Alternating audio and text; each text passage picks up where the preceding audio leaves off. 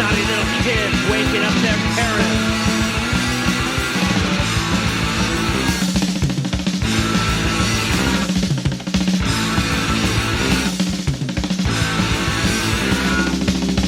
It's such a beautiful day. It's such a beautiful day. It's such a beautiful day in the neighborhood.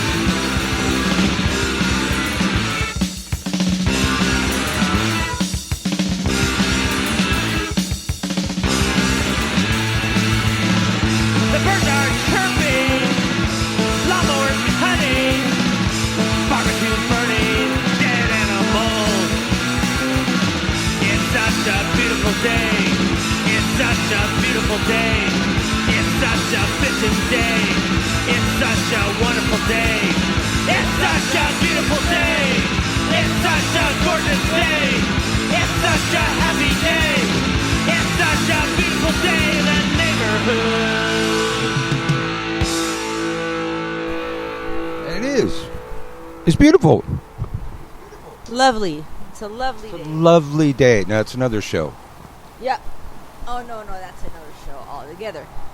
We're coming to you live from the hustle and bustle above the grandness that is Hollywood for another It's a Beautiful Day. I am Michael, and my emotional support clown to the right of me. Marta. From the newsroom. The news person in the family. Now, I'm just an agitator. Propagandist, perhaps. But this legit media bitch right here. Yep. Semi-retired, but Semi. can't take it out of the person, I guess. It's like Dan Rather. Just can't stop. Gotta have news and guts. I mean, he made a lot more money than I did, but we've got the same kind of blood coursing through our veins. It's all about the blood and the veins, and there's much blood. I don't even know what I called. What the hell did I call today's show? I don't even know if I gave it a sub. You know what? I don't even think I put a subtitle on it. It's a beautiful day today because there's just so much, and it's all about the same shit.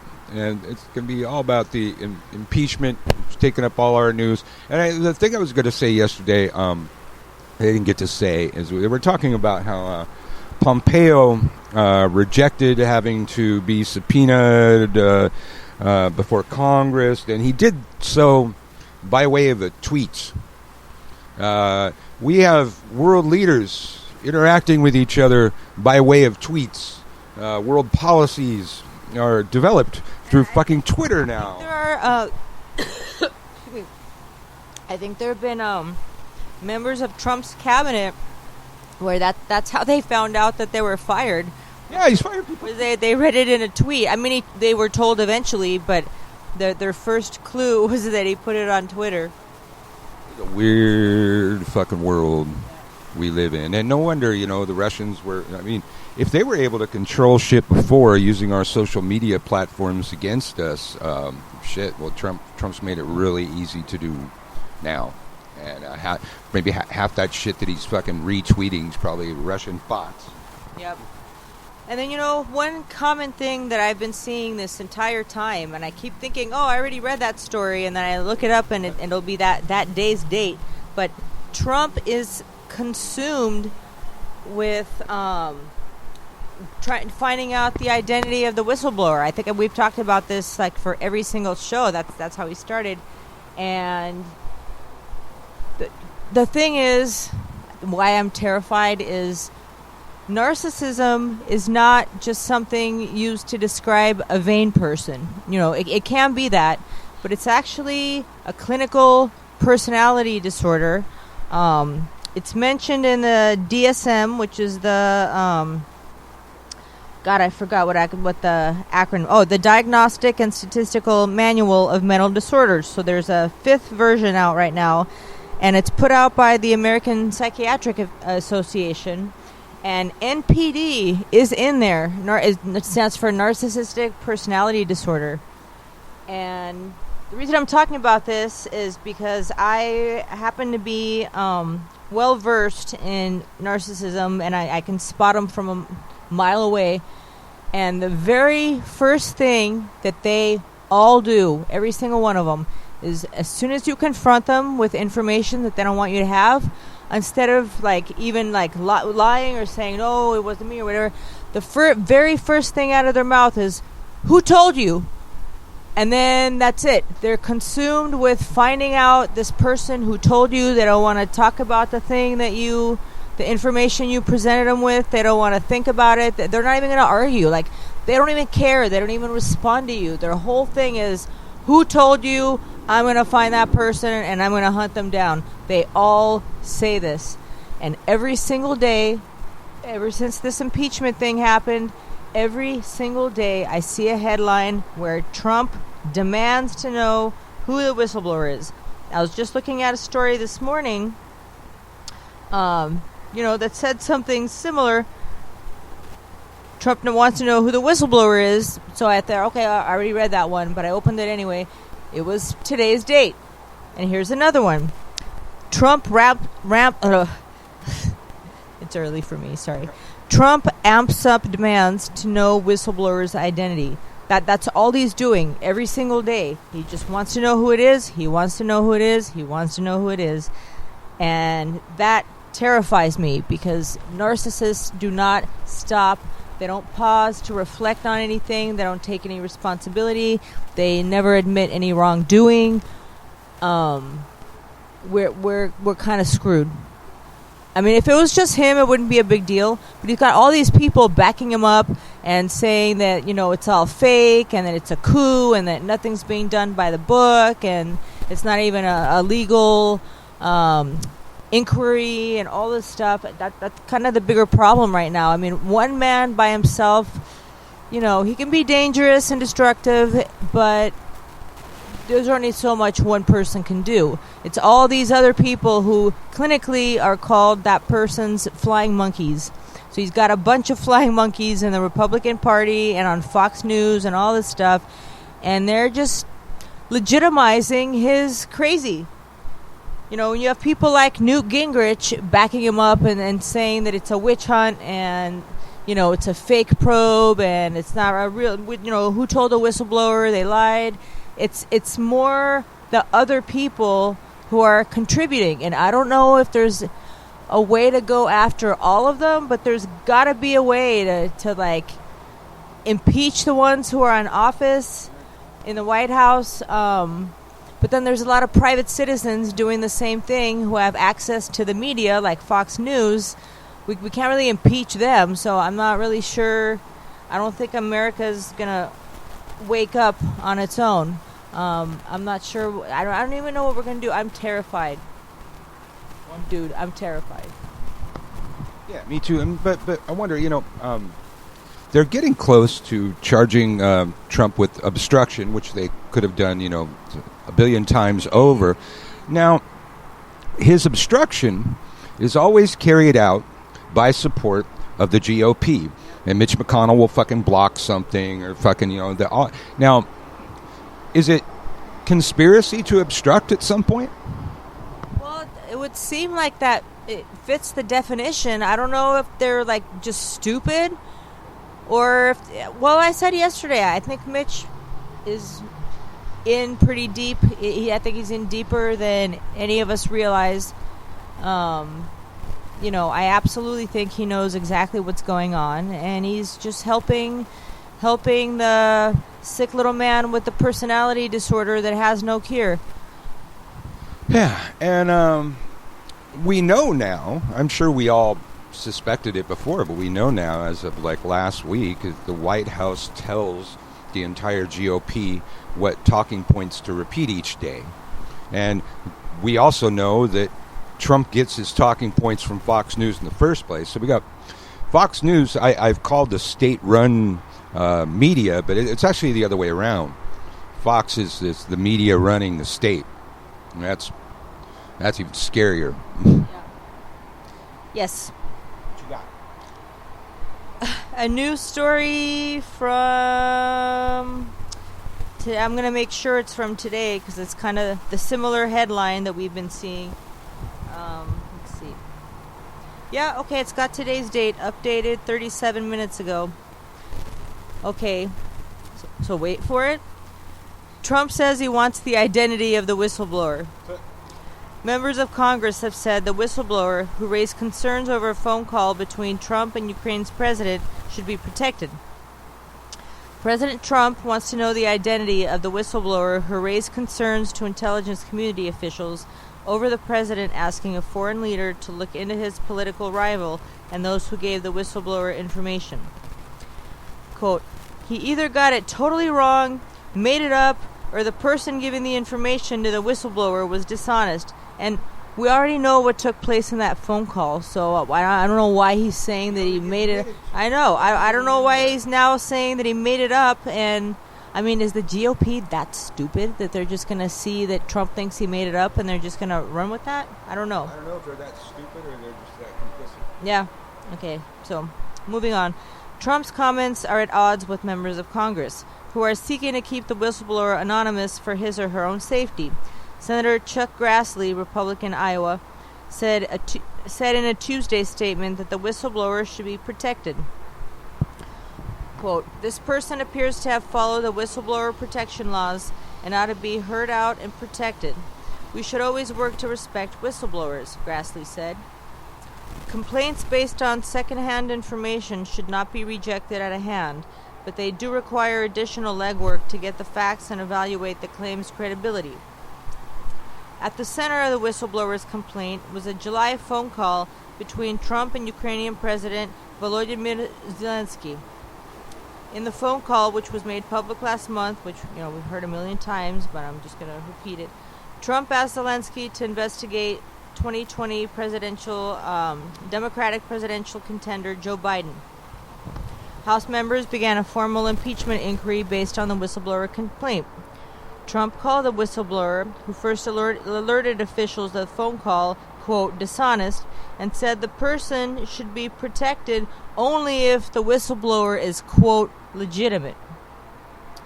Trump also attacked House Intelligence Committee Chair Adam Schiff, D. California, who was helping to lead the impeachment inquiry, falsely accusing him of treason and saying he should resign from office. Trump previously made his intention clear that he wanted to know the identity of the whistleblower when he said he deserved to meet his accuser who filed the complaint, the New York Times reported earlier this week. Well, and then there's this little lovely story. I believe this was yesterday. Republicans split with Trump on celebrating China. Now, remember how Obama was a communist and the Democrats are socialists and the GOP doesn't know the difference between the two, so they're all just reds.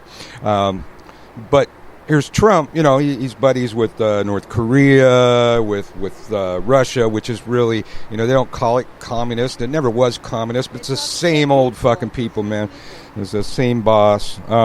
Republicans split with Trump on celebrating China. President Donald Trump congratulated the People's Republic of China for its 70th anniversary Tuesday morning. Senate Republicans were in no mood to celebrate.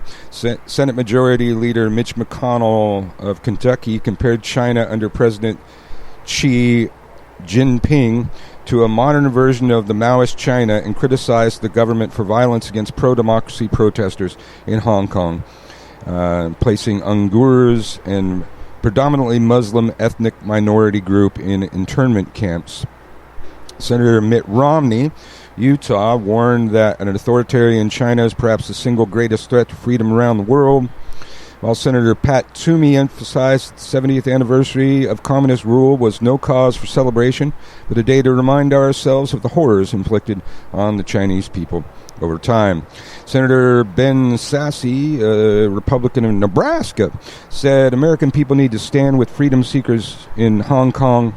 Senator Josh Hawley of Montana said the Chinese Communist Party has waged economic warfare against Missourians through currency manipulation and tariffs targeting farmers. And it goes on and on and on.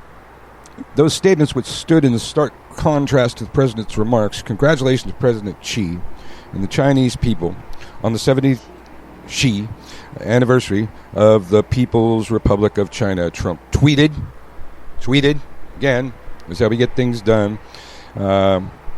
The disparate responses underscore the ever-growing gap between Trump's foreign policy perspective and the views of most members of his party.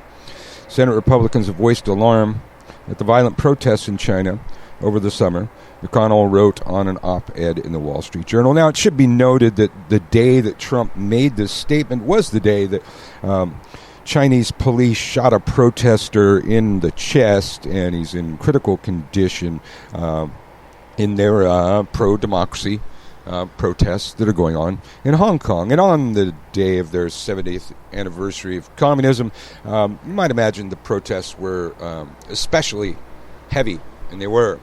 And somebody got shot with bullets, not rubber bullets. Now that we're getting to the point where China is again going to mow down pro-democracy protesters. It's happened before. I've heard people say that have gone to China that China's managed to erase the memory of that. The Beijing Square or Tiananmen Square, they've erased that from their history. It's in no books. They've controlled the internet access, and it was a reporter, and he asked people on the street about it. They knew nothing about it. They'd never heard anything about Tiananmen Square, never heard anything about tanks fucking rolling over people, none of that shit. So since they've mastered the art of controlling history, why wouldn't they do it again? They're better at it than they were then. They're controlling shit more than they ever were then. But Trump congratulated them. You got another one? Anything about Putin? Vladimir Putin jokes about Russian meddling in 2020 U.S. election. Russian President Vladimir Putin said Wednesday that Russia would, quote, definitely interfere in 2020 U.S. presidential elections. He made the comment during a panel discussion at Russian Energy Week in Moscow and appeared to be poking fun at the well-substantiated evidence of Russian meddling in the 2016 presidential election. Quote, I'll tell you a secret. Yes, we'll definitely do it, Putin said, according to CNN. Then he added, just don't tell anyone. Putin continued, we have enough of our own problems. We are engaged in resolving internal problems and are primarily focused on that. Putin appeared to make light of evidence of Russian interference in U.S. elections, as President Donald Trump has done in the past. At a summit with Putin last year, Trump infamously questioned whether Russia actually meddled in the 2016 election, in spite of widespread consensus among U.S. intelligence agencies.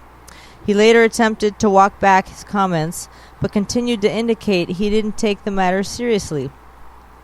At the G20 summit in Japan, Trump jokingly told Putin to stay out of the 2020 election. Don't meddle in the election, he said, smiling at Putin and wagging his finger. Putin and Secretary of State Mike Pompeo, who was seated nearby, both chuckled. Trump in 2017 allegedly told two senior Russian officials he wasn't concerned about Moscow's interference in the U.S. election, claiming the U.S. had interfered in other countries' elections. But the Trump administration's official standpoint is that it won't tolerate election interference by Russia or any other foreign nation. Quote, with its efforts to meddle in elections across Europe and around the world, now is the time for us to remain vigilant about the intentions and the actions being taken by Russia, Vice President Mike Pence said at a news conference in Warsaw, Poland last month. Pompeo has also warned foreign agents about repercussions if they meddled in U.S. elections. Quote, we have been clear. We will not tolerate foreign interference in our elections, Pompeo said in a statement on Monday. The United States will continue to push back against malign actors who seek to subvert our democratic process. The secretary made the comment after it was revealed he listened in on Trump's July phone call, pressuring Ukraine to investigate his political rival Joe Biden. Putin on Wednesday also commented on the phone call and claimed he had encouraged the White House to release details about his own conversation with Trump last year in Helsinki. Quote, When there were attempts to launch a scandal regarding my meeting with Trump in Helsinki, we directly told the administration to just publish it. If somebody wants to know something, just publish it. We don't mind, Putin said. I assure you there was nothing that would have compromised President Trump there. Yeah. Should I read another one? Yeah. All right. I don't even know what to comment anymore about this that hasn't been said already. Okay. Well, really quick on that one. Now, this is another time when God, I forget. Trump keeps he always shows his hand. He outed a CIA agent that was deep into the Kremlin in one of these little rants, and I forget what he just did something similar there. Okay, well, we all know that the United States meddles in usually third world countries' elections, and we always have. You don't fucking talk about that. You don't fucking go on a fucking world stage and talk about. And he does that shit. He says deep American secrets, and his problem is he just fucking talks too much. He doesn't know when to shut up. Because narcissists have the emotional capacity of a 5-year-old. A 5-year-old would talk about that. Yeah. Okay. Can you hold that? Yep. All right. Here's another one. Rudy Giuliani backs out of appearance at Russian-sponsored conference. Trump's lawyer canceled as the Ukraine scandal unfolded. Quote, I will try to not knowingly talk to a Russian until this is all over, he told the Washington Post. Oh, no, okay, I'm sorry. It just appeared on my news feed, but it's from September 27th. I'm really good about reading dates, but I should read the date before I read the headline. I don't think that's one we've read, though. Yeah, but it's I don't know, yeah. Anyway, he backed out of some appearance at a Russian conference, and I know that Trump had Pence cancel a scheduled visit to Ukraine several months ago. I don't remember exactly when it was, but... And then he said, I haven't seen this in writing, but I've seen it on the news where Trump basically said that he wants to see how the Ukraine is going to act, implying that he needs to see what they're going to do and what they're going to say before he gives them the money. And he did end up giving them money, but I think I mean, there's no doubt in my mind that they're all crooked, but I think the Ukrainian guy was just going to agree to whatever to get that aid. Well, and I was listening to a live thing today with Pelosi and Schiff, I think. They're not going to let that go. That is the quid pro quo that everybody's talking about. Actions speak louder than words, Pelosi says just a couple days before the phone call. He pulls the aid. A few days after the phone call, aid starts flowing. But she hits on specifically that was constitutionally directed aid. That we are the biggest aid provider to Ukraine in the world, and they need it. They fucking need it. They got Russia on their in their doorstep. Russia's in the fucking kitchen, digging through the fridge, waiting to take over the whole damn house. And so it was a serious thing to hold over their head, and he did it. Whether we can find him overtly threatening it, actions speak louder than words. He held the aid that Congress had decided to send him. That he shouldn't even have had the power to do that. And by the way, we already paid for that. That was our tax money that was supposed to go to Ukraine, and he's holding it over their heads. So like I said it before, mobsters don't come out and say that kind of shit because they always expect that there's a microphone in the room. We'll be back. Froggy Fresh 2012. Yeah, we back up in this. Y'all already know. Cause I am the baddest of them all. If you ain't about money, then I don't mess with y'all. Y'all think I don't get girls, cause I ain't very tall. If she see my stacks, I bet you that she calls. You know that I am the baddest of them all. If you ain't about money, then I don't mess with y'all. Y'all think I don't get girls, cause I ain't bird tall. Did she see my stacks? I bet you that she calls. I had to fight my whole life. I could beat you up even if you had 1,000 knives. Even if you had infinity knives, I would punch you up into the air like a kite. I bet you sleep with the night light, cause you're scared of the dark, cause you stink like a fart. Well, I like your fart on fire with my rounds. You think I won't? I do it all the time. I bet I got more money than Jay-Z. Compared to me, Jay-Z is lazy. Plus Beyonce thinks that I'm cute. It's okay, Beyonce, I think you're cute too. I made out with so many girls. Made out with every girl in the world. I might look small, but I'm not. I don't care if you're big, I'll fight you. Well, I do know that I am the baddest of them all. If you ain't about money, then I don't mess with y'all. Y'all think I don't get girls, cause I ain't very tall. If she see my stats, I bet you that she calls. Cause I am the baddest of them all. If you ain't about money, then I don't mess with y'all. Y'all think I don't get girls, cause I ain't very tall. If she see my stacks, I bet you that she calls. I have 400 cars. I have 400 scars and 400 guitars. I have 400 houses. I have 400 mouses and 400 houses. Bet you I can dance better than you. I bet you don't know 2 plus 2.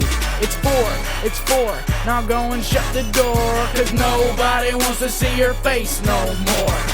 I'm tough as nails, you're slower than a snail. I beat up every single person in jail.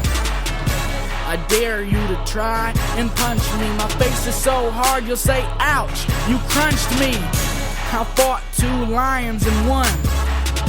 And I don't even carry a gun, but I never run. But I never run. But I never run. But I never run. You know that I am the baddest of them all. If you ain't about money, then I don't mess with y'all. Y'all think I don't get girls, cause I ain't very tall. If she see my stats, I bet you that she calls. You know that I am the baddest of them all. If you ain't about money, then I don't mess with y'all. Y'all think I don't get girls, cause I ain't very tall. If she see my stacks, I bet you that she calls. Froggy Fresh. I already told you back up in this 2012 to infinity. Get out of here. Peace. Froggy Fresh, the artist formerly known as Krispy Kreme on It's a Beautiful Day from the Widdershins Radio Network. And I have this... It's a beautiful day. So I had to search all over this story. It was in the top of my feed, and then Trump did some other shit or something, and it bounced way down the bottom of the feed. But this one's pretty epic, kids. Okay, so... let me catch you up. Okay, so Pompeo, Secretary of State, has admitted that he was on the infamous phone call with the Ukrainian president where Trump got in all this trouble. He was, on the other line. And he's been subpoenaed, and documents been subpoenaed, and he's over in Italy saying he's going to resist the subpoenas. But in a twist... an urgent briefing on Ukraine called for as impeachment inquiry speeds ahead. The state, now remember, Pompeo's the head of the State Department, right? Secretary of State. Got it? You got it? You know how this politics shit works? Okay, so the State Department's Inspector General on Tuesday requested an urgent briefing with senior congressional staff members after Secretary of State Mike Pompeo pushed back on the House Democratic demands to turn over documents related to Ukraine and to depose current and former state officials, according to sources briefed on the matter. The State Inspector General, Steve Linick, plans to, quote, provide staff with copies of documents related to State Department and Ukraine Wednesday afternoon, tomorrow. It's today. Is today Wednesday? Yes. Yeah, today. Shit, I wonder if we would get an alert. Wednesday afternoon in a bipartisan closed-door briefing with relevant congressional committees. A person familiar with the briefing told CNN. And right now, Trump's, he was having a press conference with, like, the leader of Finland, and I'm sure he's going to use the whole press conference to whine and bitch and moan and embarrass us in front of more of the world community. The briefing comes amid the White House Democrats' impeachment investigation, which has been fueled by the U.S. intelligence community's Inspector General's review of a complaint by whistleblower who alleged President Donald Trump sought help from Ukraine's government to interfere with the 2020 elections. One congressional aide described the state inspector general's request as highly unusual and cryptically worded. The inspector general said the reason for the briefing was the office had obtained documents from acting legal advisor in the State Department. The briefing comes as the House committees investigating Trump and Ukraine have delayed one of those depositions planned for this week, according to an aide. But former U.S. Special Envoy to Ukraine, Kurt Volker, will appear Thursday. The aide said Tuesday that the testimony of former U.S. Ambassador to Ukraine, Marie Yovanovitch, which had been scheduled for Wednesday, would now occur next Friday, following an agreement between both committees and the former ambassador's council. 3 committees, the House Foreign Affairs, Intelligence, and Oversight panel, have scheduled depositions as part of their probe into whether the president solicited help from a foreign government to dig up dirt on his political opponent. After a whistleblower filed a complaint about the president's July 25th call with Ukrainian President Vladimir Zelensky and an alleged cover-up, the Intelligence Committee will also meet with the Intelligence Committee Inspector General Michelle Atkinson on Friday for a closed briefing. Whoo!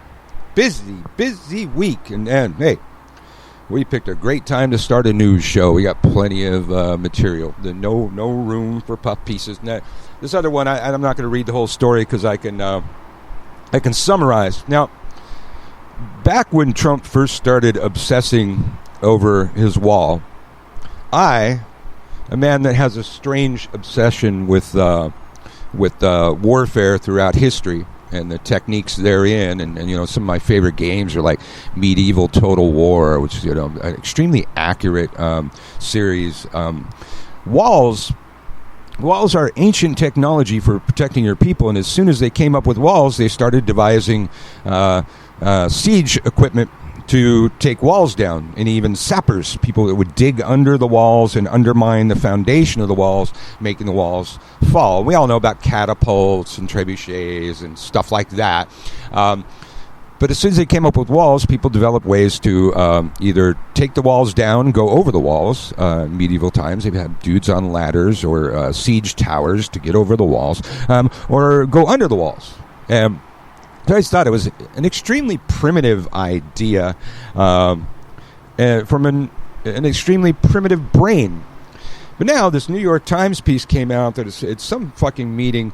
Trump actually advocated a moat around his wall filled with snakes and alligators and spikes on top. I was actually going to look at for the title of the book, but there's some new book that came out that's, I forgot it, Trump Border Wall or something like that, and the New York Times published an excerpt, and there's a part in that where he wanted to fortify the wall by making a moat with snakes and gators, and that his aides actually looked into it to see how much it was going to cost. And he wanted also to electrify the fence and put spikes on top of it. That's the most advanced thing. I think we talked about this yesterday, but he was talking about how, like, they should just shoot the migrants. Shoot him in the leg. Well, no, first he just said shoot him, and they said, we can't do that, Mr. President. And he was like, all right, shoot him in the leg to slow him down. And they're like, no, we can't do that either. And then so he's like, well, okay, we'll make a moat, and we'll put gators and snakes in there. And so they turn around and looked into like how much that was going to cost. And meanwhile, they're going to crawl out of the moat, and Mexico's going to be full of snakes and gators. You know, they probably have snakes. I don't know how many gators they have, but yeah, I'm sure they're going to love that. Well, excuse me, who's going to feed the gators? Is that going to be like the Border Patrol's new responsibility? Like, you get to feed the gators and they got to, like, pick up a bunch of meat and stuff and feed the gators every day? They'll be really happy about being caretakers of the snakes and gators. Like, who's going to do that? Yeah, 'cause if they don't, then they're not going to live without food, so what good is that going to do if you just have snakes and gators that nobody feeds? the gators will eat the snakes. Then you just have gators. And then what? You still have to feed the gators now because now you got no more snakes and ran out of food. Exactly. Not and well. Then, well, I saw something else that said that he said snakes or gators, but then the first thing I saw was snakes and gators. So I don't know. Maybe he said or. I mean, maybe gators would stay there because they need some water and there's no other water around there. But snakes. Where? Yeah. Where is this moat? Is it on the U.S. side? And like they climb over and then they'll fall into the moat with the gators? Is that what he's thinking? I mean, I can't even picture this contraption in my mind. Like there's going to be a moat going along the entire U.S.-Mexico border with gators in it. You bring up an picture how this is supposed to look. Well, you bring up an interesting thing. We're not going to be able to put it on Mexico's side. They won't allow a moat, and they're putting a moat on our side. We already have the wall scheduled to go through plenty of American citizens' property, so that would mean the moat's going to be on their property. The gators. Well, then they're going to have gators and snakes all over their property. They're going to go seek food. I don't remember this, but when I was reading about it, a couple of reporters made a reference. Like there's some Austin Powers line where he wanted sharks that could electrocute people or something like that. I don't remember the reference, but it was an Austin. It's like he got it from Austin Powers. Austin Powers wanted something similar, but with sharks. That's where he's getting his ideas. What was that? I remember we saw... Oh, we saw some comedy or something like that where they first came up with this wall idea, and we were convinced he got the idea from there. But it was so long ago, and there's been so much crazy shit. I can't remember what the hell that was. Simpsons? No, but the Simpsons have been very prophetic with it. Yeah, I know. So that's why I'm wondering if he gets some of his ideas from them. I don't remember where he got that idea, but it was some like slapsticky source. Yeah, well, but yeah, the Simpsons have been prophetic about this, and I think they even had one where, Lisa woke up and said, our popularity was responsible for creating a news network that would be the arm of propaganda for the state, which that happened. Fox didn't have anything; they had the Simpsons, and they've haven't had a whole lot of good, but then eventually they got the Family Guy. And the other guy that's probably a Trump supporter that's written by the Family Guy, American Dad. Eventually, they got better. But back in the day, there was The Simpsons on Fox and not much else to watch. Yeah. Oh dear. So what else do we have here, man? Let's see. I was going to talk about that book with the snakes. Oh yeah. But you already covered it. Yeah. You don't have to read it word by word. God, I had to go all the way to KTLA to get that last story. So, a new alert. Oh, my God. Right. Okay, so they're like, we're at a point now where it hasn't even been a week, and we're recycling headlines. So, this just came over. Furious Trump fumes over whistleblower.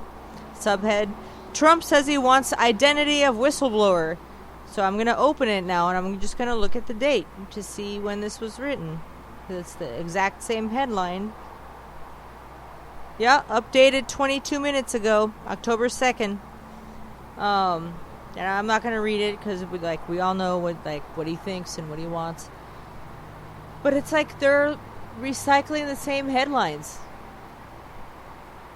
I did hear something. I didn't read the story, but I heard something that there was another whistleblower with something pertaining to his taxes.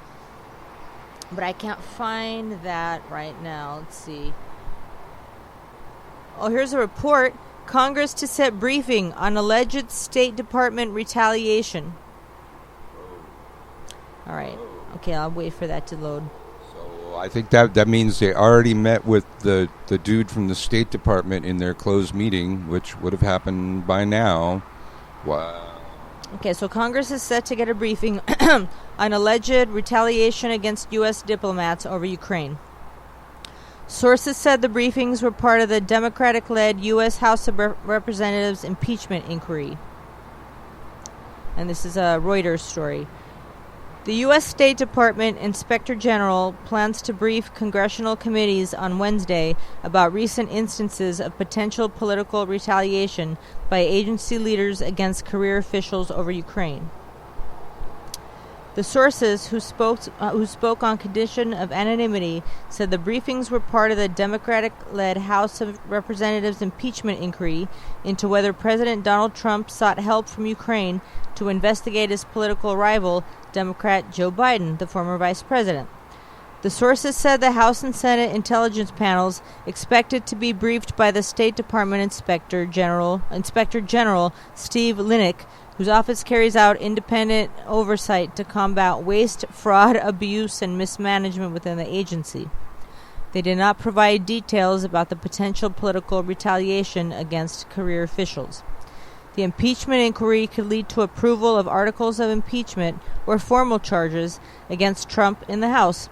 That would lead to a trial in the Senate on whether to remove him from office. The president's fellow Republicans control the Senate and have shown little appetite for removing him. So that was that. Now, I'm going to tell you right now, that's going to be true. Trump using the State Department to retaliate against people? Absolutely. I'm telling you now, he did it. That's his fucking playbook.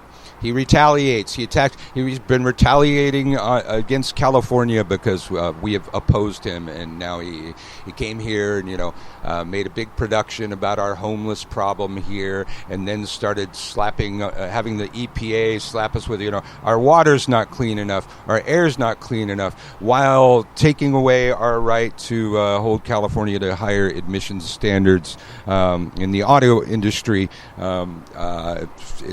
I don't even know how you can do that with a straight face, but he's always lashing out at California or anybody else, and I've said it a million times. We, in the blue states, do not have a president.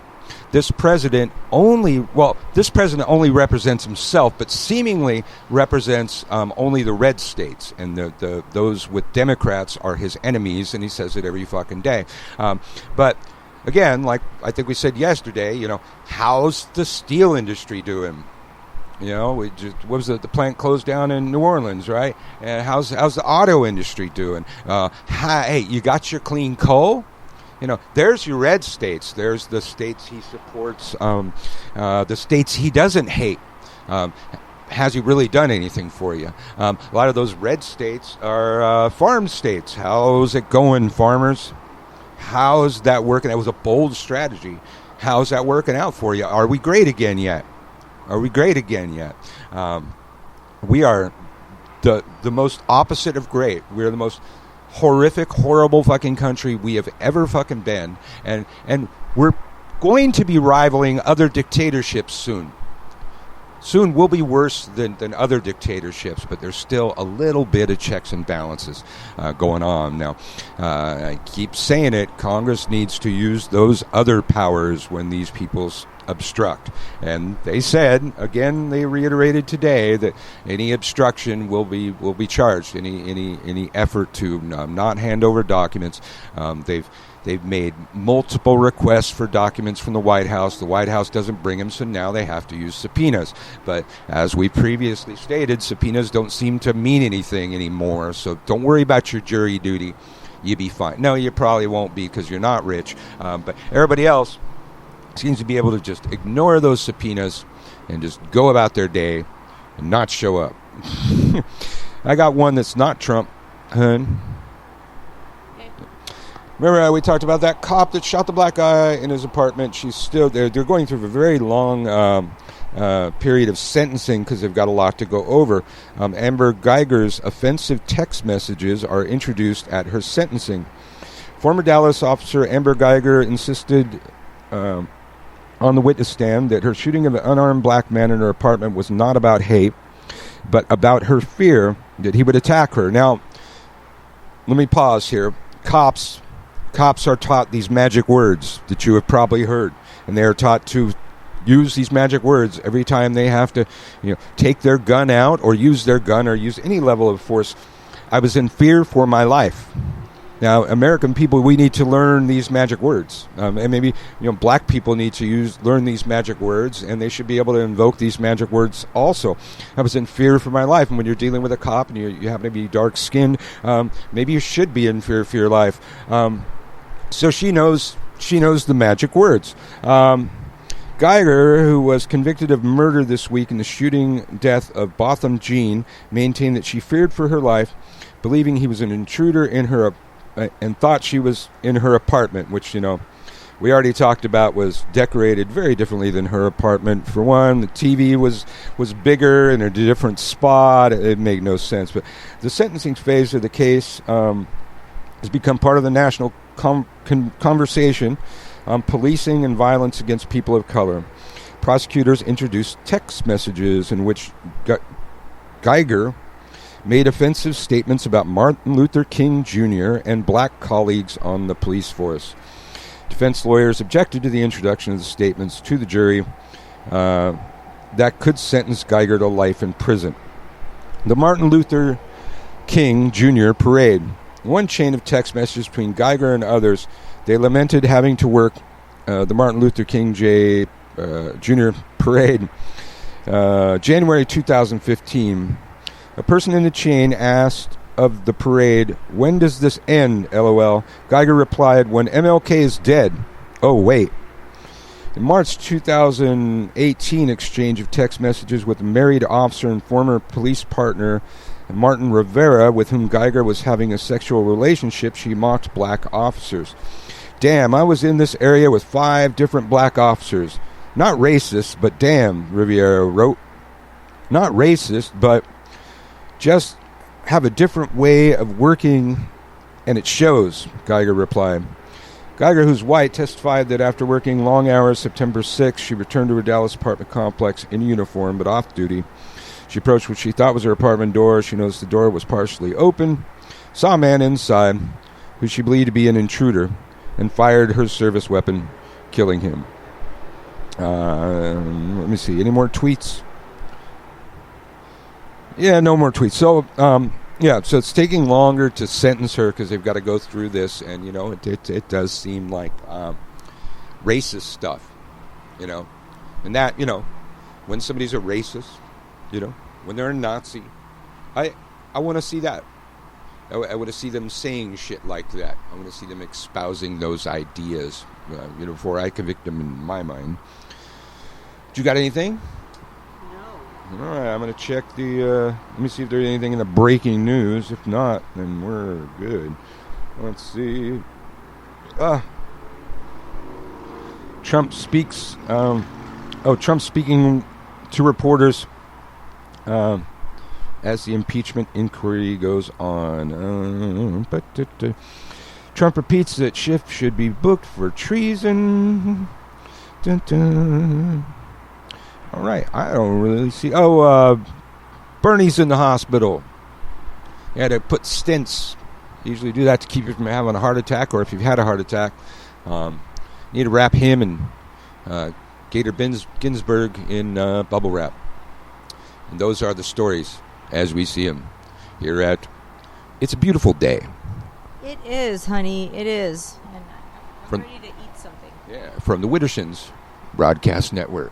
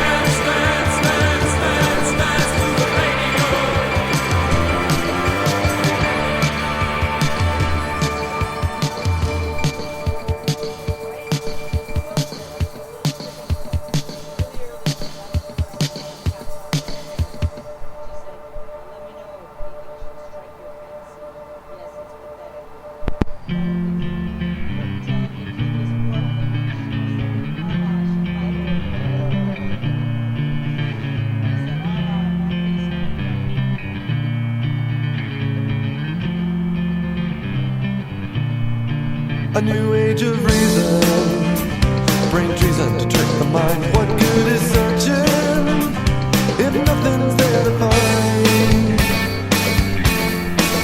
We arrive at this place of no return, my brothers, only to discover that our minds have led us away so far from the paper truth of who we are. What's right is wrong, what's gone is gone, what's clear and pure is not so sure. All promises become a lie, all that's been lied corrupts and died. All our periphery.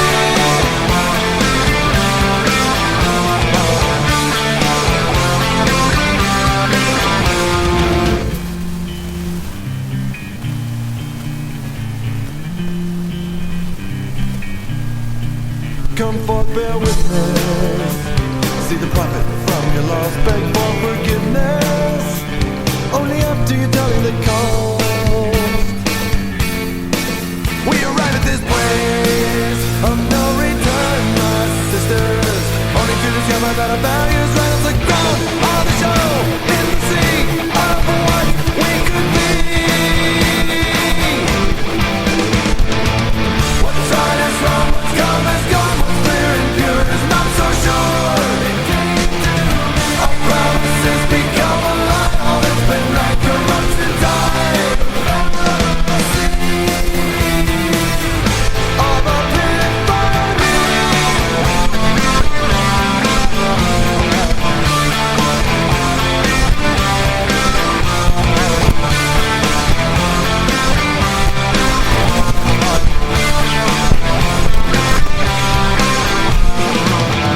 If it's real for me, do I have to prove it to you? Why do revelations fade to cold blue untruths? It's oh so relevant.